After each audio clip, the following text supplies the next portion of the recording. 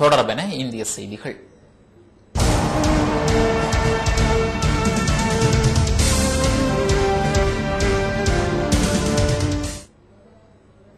தெலுங்கானா தனி மாநிலத்தை உடனே அறிவிக்க வலியுறுத்தி காங்கிரஸ் எம்எல்ஏக்கள் 37 பேர் இன்று தங்களது பதவியை ராஜினாமா செய்துள்ளனர். தெலுங்கானா தனி மாநிலத்தை உடனே அறிவிக்க வலியுறுத்தி தெலுங்கு தேசம் கட்சியை சேர்ந்த 4 எம்எல்ஏக்கள் நேற்று தங்கள் பதவியை ராஜினாமா செய்தார்கள். இதனைத் தொடர்ந்து தெலுங்கானா பகுதியை சேர்ந்த காங்கிரஸ் எம்பிக்கள், எம்எல்ஏக்கள், மேலவை உறுப்பினர்கள் என்று ராஜினாமா செய்வார்கள் என்று அறிவிக்கப்பட்டிருந்தது. இந்நிலையில் தெலுங்கானா பகுதியை சேர்ந்த காங்கிரஸ் எம்எல்ஏக்கள் 37 பேர் இன்று காலை தங்கள் பதவியை ராஜினாமா செய்தார்கள். இவர்களில் 4 அமைச்சர்களும் அடக்குவார்கள். அதேபோன்று தெலுங்கு தேசம் கட்சியை சேர்ந்த எம்எல்ஏக்கள் 28 பேரும் தங்களது பதவியை ராஜினாமா செய்தனர். இதனால் ஆந்திராவில் ஆளும் காங்கிரஸ் அரசுக்கு நெருக்கடி தோன்றியுள்ளது. தெலுங்கானா விவகாரம் விஸ்வரூப அரசுக்கு மீண்டும் நெருக்கடி ஏற்பட்டுள்ளது. ஒரிசாவில் இன்று மாவோயிஸ்டுகள் ரயில் தண்டவாளத்தை தகர்த்ததால் ரயில் போக்குவரத்து பாதிக்கப்பட்டது. ஜார்க்கண்டில் சோட்நாக்பூர் பகுதியில் 24 மணி நேர முழு அடைப்பு போராட்டத்துக்கு மாவோயிஸ்டுகள் இன்று அழைப்பு விடுத்திருந்தனர். இந்நிலையில் ஒரிசா மாநிலம் சுந்தகார் மாவட்டத்தில் ஜார்க்கண்ட் மாநில எல்லையொட்டிய சரண்டா காட்டுப்பகுதியில் 2 இடங்களில் கண்ணி வெடிகளை வைத்து ரயில் தண்டவாளங்களை மாவோயிஸ்டுகள் தகர்த்தனர். இதனால் அந்த வழியே டூர்கேலா உருக்கு ஆலைக்கு செல்லும் ரயில் போக்குவரத்து பாதிக்கப்பட்டுள்ளது. கருப்பு பணம் குறித்து விசாரணை நடத்துவதற்காக உச்சநீதிமன்றம் சிறப்பு விசாரணைக்குழு ஒன்றை அமைத்துள்ளது. வரி ஏய்ப்பு குற்றச்சாட்டுக்கு ஆளாகி கைதாகி சிறையில் அடைக்கப்பட்டுள்ள கசன் அலி மற்றும் கொல்கத்தாவை சேர்ந்த தொழிலதிபர் காசிநாத் உள்ளிட்ட பல்வேறு கருப்பு பண முதலைகளின் நிதி முறைகேடுகள் குறித்து விசாரிக்க இந்த குழுவை உச்சநீதிமன்றம் அமைத்துள்ளது. உச்சநீதிமன்ற முன்னாள் நீதிபதி ஜீவன் ரெட்டி தலைமையிலான இந்த குழுவில் முன்னாள் நீதிபதி எம் விசா உள்ளவர்களும் இடம்பெற்று உள்ளனர்.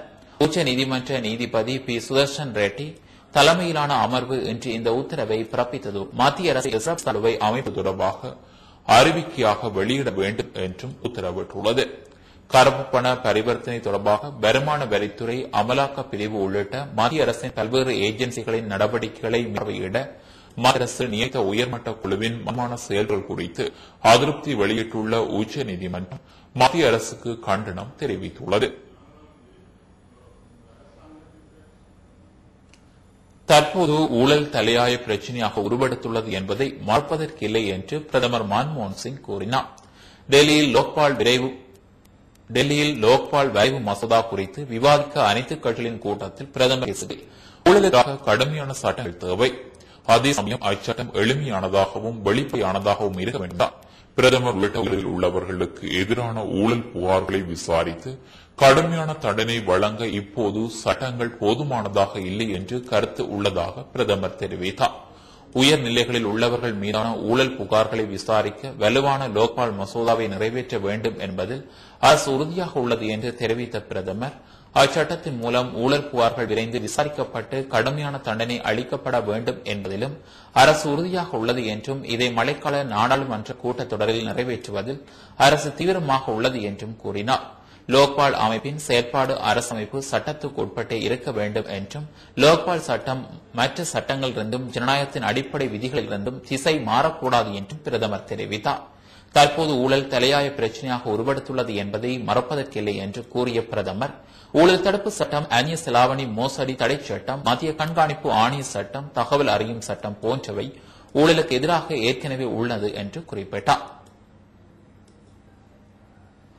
புட்டபர்த்தி சத்ய சாய்பாபா கடந்த ஏப்ரல் மாதம் 24ஆம் தேதி மரணம் அடைந்த நிலையில் கடந்த மாதம் அவரது பிரத்யேக அறைகளில் சிலவும் அவரது படுக்கை அறை திறந்து சோதிக்கப்பட்டது.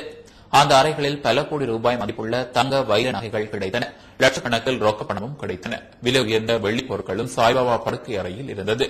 இதில் பெரும்பாலானவை உலகின் பல்வேறு நாடுகளைச் சேர்ந்தவர்கள் பரிசாக கொடுத்தவையாகும்.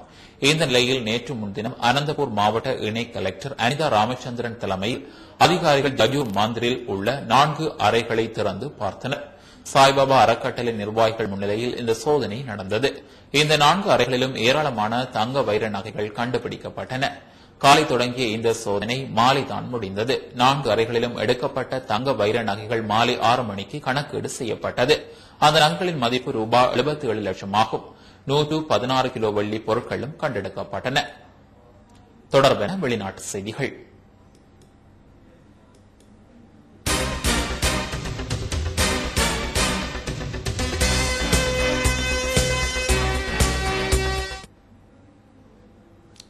ஏமனில் அல் கொய்தா தீவிரவாதிகள் 13 பேர் சுட்டுக் கொல்லப்பட்டுள்ளனர். ஏமனில் உள்ள அபயான் மாகாணத்தில் பாதுகாப்பு படையினருக்கும் அல் கொய்தா தீவிரவாதிகளுக்கும் இடையே நிகழ்ந்த துப்பாக்கி சண்டையில் 13 தீவிரவாதிகள் கொல்லப்பட்டனர். அதே சமயம் பாதுகாப்பு படை வீரர்கள் தரப்பிலும் 10 பேர் உயிரிழந்ததாகவும் இருதரப்பிலும் 10க்கும் அதிகமானோர் காயம் அடைந்ததாகவும் பாதுகாப்பு படை உயரதிகாரி ஒருவர் தெரிவித்தார். இதனிடையே அல் கொய்தா கைப்பற்றியிருந்த ஜின்ஜிபார் நகரை மீட்பதற்காக அங்கும் தீவிரவாதிகளுடன் பாதுகாப்பு படையினர் சண்டையிட்டு வருவதாக தகவல்கள் தெரிவிக்கின்றன. மீண்டும் தலைப்புச் செய்திகள்.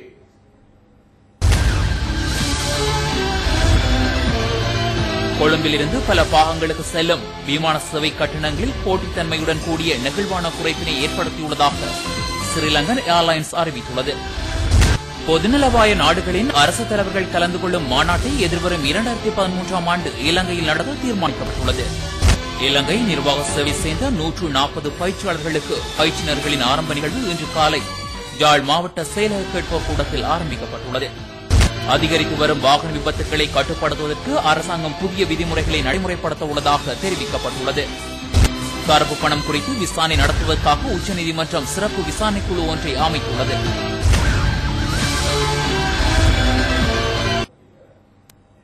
இத்துடன் டான் தமிழொலியின் இந்த பிரதான செய்தி அறிக்கை நிறைவு பெறுகின்றது. தொடர்ந்தும் எமது நிகழ்ச்சிகளுடன் இணைந்திருங்கள். வணக்கம்.